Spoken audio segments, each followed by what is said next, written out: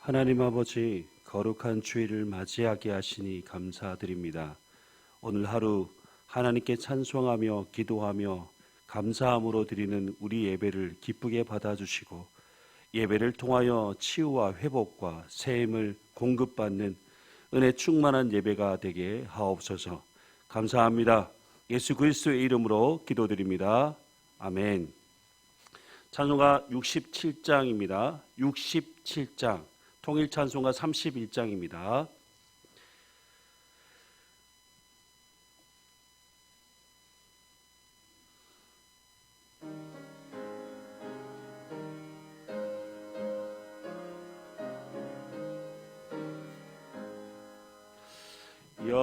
영광의 왕께 다 경배하며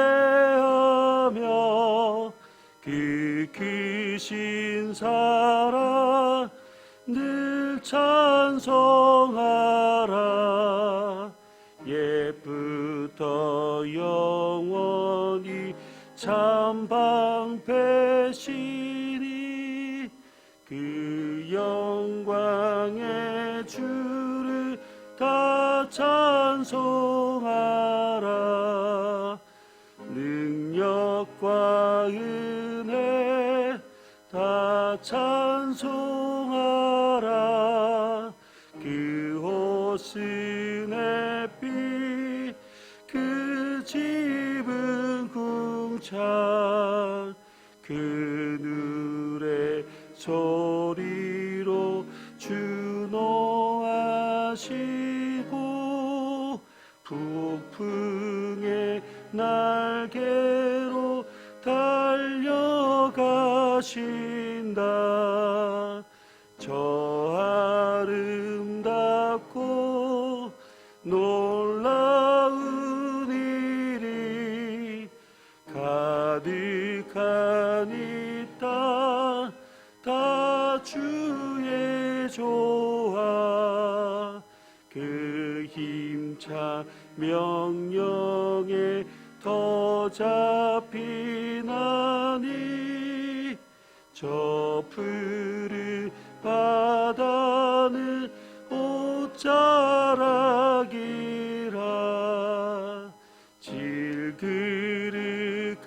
질그릇같이 연약한 인생 주 의지하여 늘 강건하리. 온 백성 지으시 만왕이시니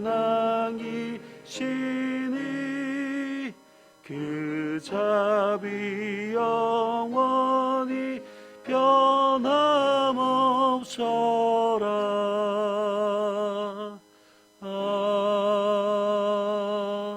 아멘. 오늘 말씀은 욥기 9장 1절에서 10절까지 말씀입니다. 욥기 9장 1절에서 10절까지 말씀. 구약 성경 768면에 있습니다. 욥이 대답하여 이르되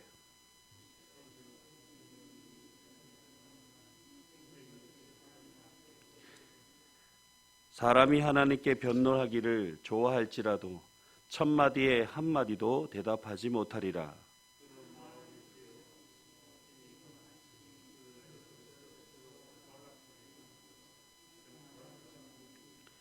그가 진노하심으로 산을 무너뜨리시며 옮기실지라도 산이 깨닫지 못하며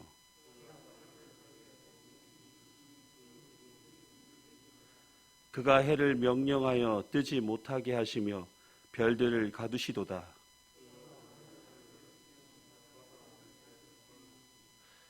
북두성과 삼성과 묘성과 남방의 밀실을 만드셨으며 측량할 수 없는 큰 일을 셀 수 없는 기이한 일을 행하시느니라.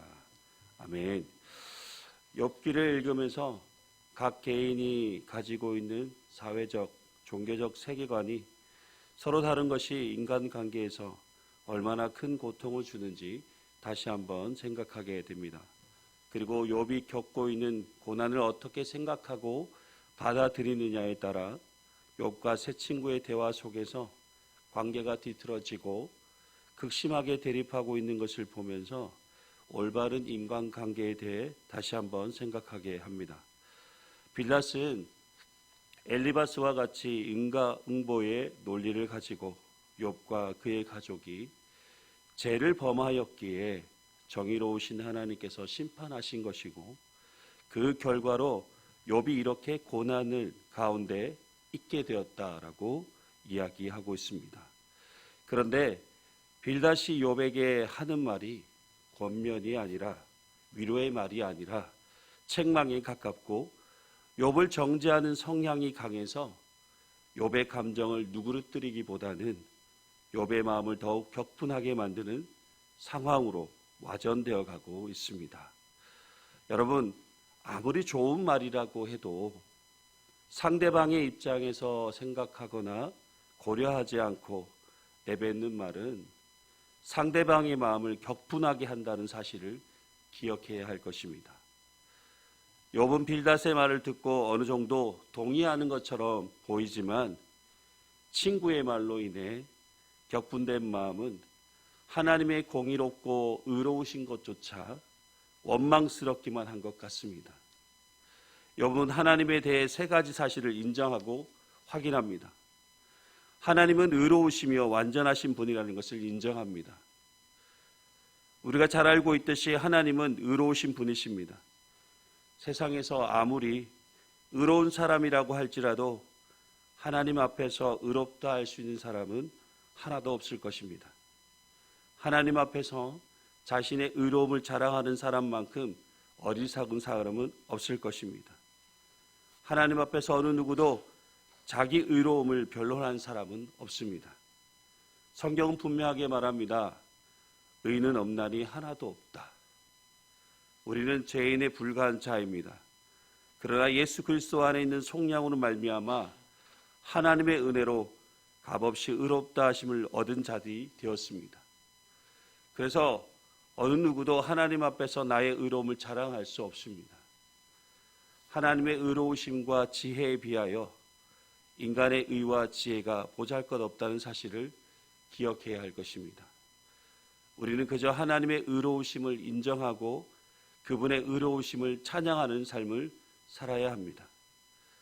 욥은 하나님은 지혜로우실 뿐만 아니라 능력이 매우 뛰어나심으로 그가 다스리신 세상에서 주님을 거역하고 악을 행하는 사람이 형통할 수 없음을 인정하고 있습니다.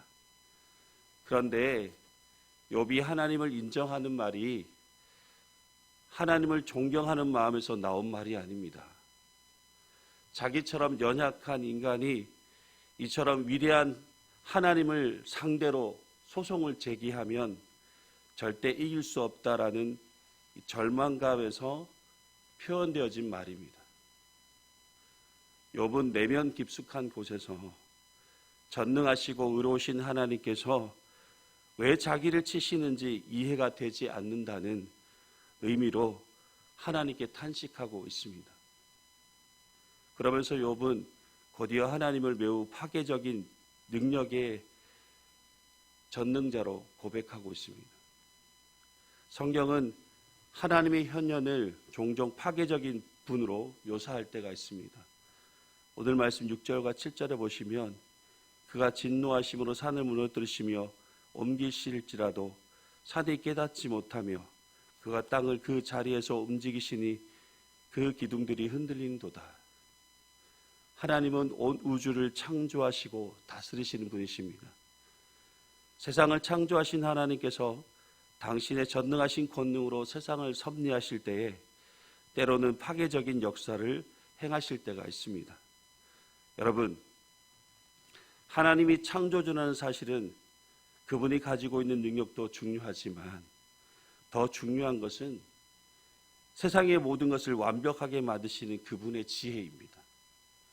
하나님은 그 누구보다 지혜로우셔서 홀로 하늘과 바다를 창조하셨고 하늘에 있는 온갖 별들과 별자리들도 모두 하나님이 지혜롭게 창조하셨습니다. 욥은 하나님이 하시는 큰 일과 기이한 일은 인간의 이해를 초월하는 데 초점을 두고 있습니다.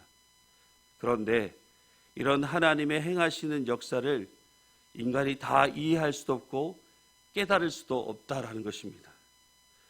우리는 그저 하나님의 행하시는 역사 가운데 존재하고 순응하며 살아가는 존재에 불과합니다. 그런데 이와 같은 하나님이 욥 곧 자신에게 아무런 희망이 되지 않는다는 것입니다. 욥에게 주어진 감당할 수 없는 이 환난이 의로우신 하나님 앞에 무엇이라고 항변할 수 없는 이 상황에 대해서 그저 탄식만 할 뿐입니다. 욥에게 하나님이 행하시는 일들이 감탄과 찬양의 주제가 아니라 경악과 탄식의 주제가 되어버렸습니다. 우리는 하나님이 하시는 일에 대해 다 알지 못합니다. 그런데 하나님께서 의인이 고난을 당하게 하시는 것에 대해서 어떻게 인간이 다 이해할 수 있겠느냐라는 것입니다. 그렇습니다. 여러분, 우리의 삶을 돌아보아도 그렇지 않습니까?